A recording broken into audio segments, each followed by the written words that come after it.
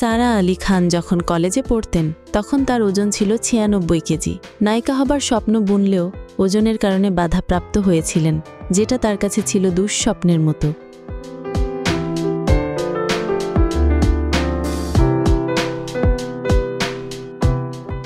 এরপর ওজন ঝরিয়ে ২০১৮ সালে পা রাখেন বলিউডে।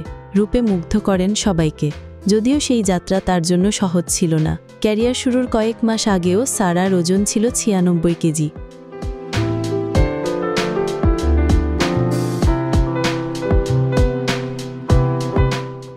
পলিস্টিক ওভারির সমস্যা তো ছিলই, খাওয়া দাওয়া ছিল চরম অনিয়ম। কম বয়সে ভালোই মোটা ছিলেন তিনি। ছোটবেলা থেকে মোটা হওয়ার কারণে বন্ধু মহলে মোটা, মুটকি, হাতি এসব কটাক্ষ বরাবরই সহ্য করেছেন।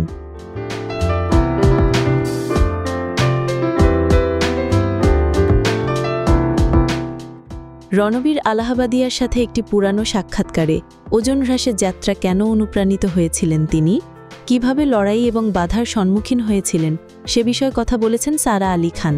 সারা বলেছিলেন, আমার ওজন কম ছিল বললে ভুল হবে, কারণ আমি ওজন মাপতে গিয়ে মেশিন ভেঙে ফেলেছিলাম।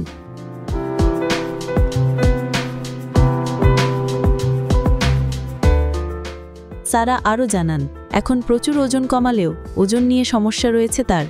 বলেছেন, আমি কি খাচ্ছি সে সম্পর্কে খুব সচেতন থাকতে হবে। ওজন নিয়ে স্বাভাবিক থাকাটা আমার জন্য খুব গুরুত্বপূর্ণ। খাবারে অনিয়ম হলেই ওজন বেড়ে যায়। ৪০ কেজি ওজন ঝরিয়ে সারার এখন রীতিমতো ঈর্ষণীয় ফিগার।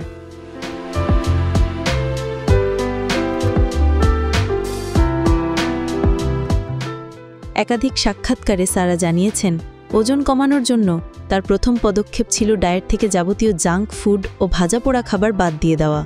এর পাশাপাশি সারা শুরু করেন নিয়মিত শরীর চর্চা।